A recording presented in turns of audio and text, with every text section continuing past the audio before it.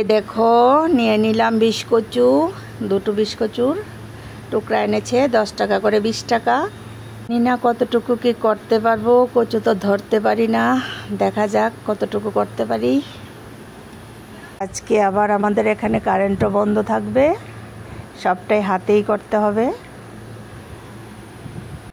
কচুর জন্য অনেক রকমের মাছ এনে রাখা হয়েছে, জানি না কচু রেডি করতে পারবো কিনা।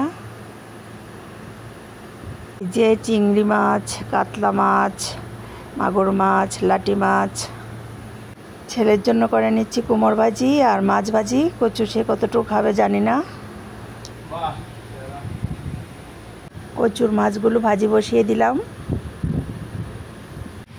এই দেখো মাছগুলো ভেজে নিচ্ছি আর ওদিকে ভাজা মশলাটা রেডি করে নিচ্ছি। গোটা ধনে আর তেজপাতা টেলে নিচ্ছি, এটাই আমার স্পেশাল মশলা কচুর।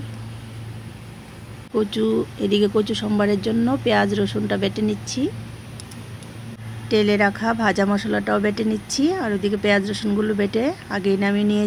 এদিকে মাছ ভাজাগুলো হয়ে গেছে মশলা বাটতে বাটতে। তারপর পেঁয়াজ রসুন কাঁচা লঙ্কা কেটে নিয়েছি আর মশলাটাও বাটা হয়ে গেছে। ভেজে নিচ্ছি গোটা গোটা পেঁয়াজ রসুনগুলো, সঙ্গে কাঁচা লঙ্কাগুলোও দিয়ে দেব। এই যে, আর এদিকে সব মশলা রেডি, এদিক দিয়ে কচু রেডি হচ্ছে। এই যে আমার কর্তা কুড়িয়ে দিয়েছে, আমি এখন বেটে নেব। রান্না কচুগুলোকে আবার পাটায় একটু বেটে নিচ্ছি। এই যে সবগুলো কচু বেটে নিয়েছি, বেটে এখন টালাতে বসিয়ে দেব। কড়াইতে তেল দিয়ে দিয়েছি, খালি কড়াইয়ে তেল দিয়ে কচুগুলোকে অনেকক্ষণ টানিয়ে নেব যাতে গলা না ধরে। আর ওদিকে পেঁয়াজ রসুন মাছ ভাজা নামিয়ে নিয়েছি। এই যে কচুগুলো কড়াইয়ে দিয়ে দিয়েছি তেলের মধ্যে, শুধু কচুই এগুলো। এই যে খালি খালি কচুগুলো কিছুক্ষণ টানিয়ে তারপর লবণ হলুদ লঙ্কা এগুলো দেব। এই যে এবার দিয়ে দেব লবণ দিয়ে ভালো করে কচুর সাথে মিশিয়ে নেব লবণটা।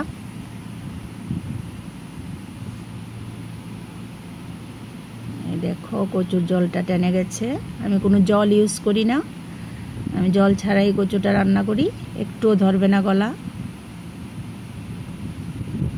আমরা শুকনো শুকনো কচুটাই খেতে পছন্দ করি।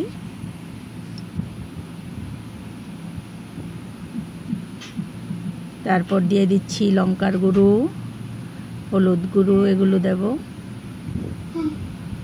এই যে লঙ্কা দিচ্ছি, দেব হলুদ দিয়ে এগুলো ভালো করে মিশিয়ে নেব কচুটার সাথে। নিয়ে আরও কিছুক্ষণ সময় এটাকে টানাবো। ক্যামেরাটা ধরে ভালো করে নাড়তে পারি না, তাই ক্যামেরাটা রেখে ভালো করে মেশাবো। এই দেখো কচুটা টানানো আমার প্রায় শেষ, এখন সম্বার দিয়ে দেব নামিয়ে।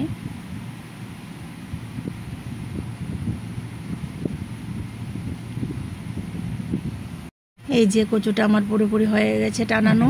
আর সম্বারের জন্য শুকনো লঙ্কা তেজপাতা নিয়ে নিয়েছি একটা প্লেটে।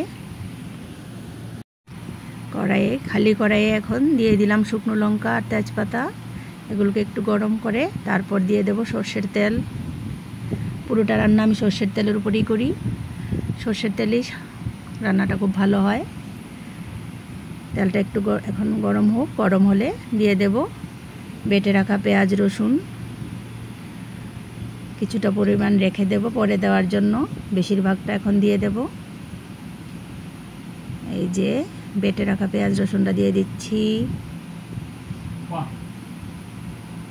মরিচগুলো আর একটু লাল হোক তারপর দেব।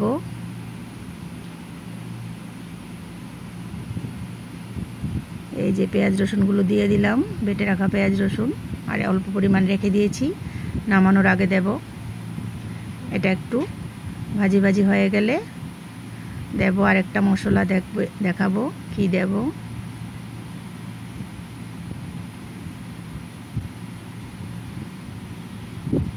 এবার দিয়ে দিব কালো জিরে আর মেথি, এই মশলাগুলো এখন দিয়ে আবার একটু ভেজে নেব।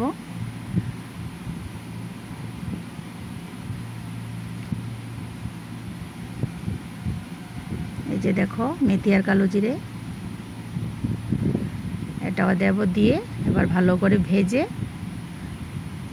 টেলে রাখা কচুগুলো দিয়ে দেব। এই যে কচুগুলো তেলের মধ্যে ঢেলে দিলাম, এখন ভালো করে মিশিয়ে নেব মশলাগুলোর সাথে, কিছুক্ষণ টেলে নেব। তারপর মাছ ভাজা, পেঁয়াজ ভাজা ওগুলো দেব। এই তেলটাতে আবার কচুটা একটু টানিয়ে নিচ্ছি, যেন গলা না ধরে, তার জন্য একটু বেশি করেই টানাই আমি।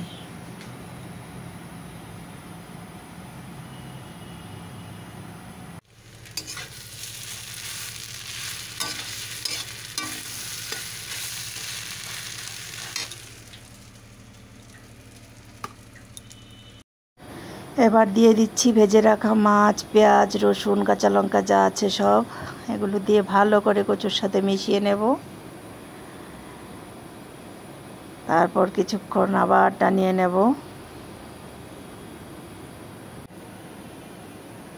এবার দিয়ে দিচ্ছি বাকি পেঁয়াজ রসুন বাটাটা, দিয়ে আবার কচু মাছ এগুলোর সাথে ভালো করে মিশিয়ে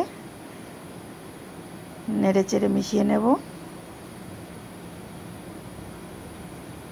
আগে কিছুটা দিয়েছিলাম পেঁয়াজ রসুন সোমবারে, আর পরে আবার পেঁয়াজ রসুন বাটা কিছুটা দিয়ে দিচ্ছি। তারপর দিয়ে দিচ্ছি এই যে আমার বেটে রাখা ভাজা মশলাটা, গোটা ধনে আর তেজপাতা টেলে বেটে রেখেছিলাম। এইটাই হলো কচুর আসল মশলা, এটা দিলেই কচুর সেন্ট সারা বাড়ি মোমো করে।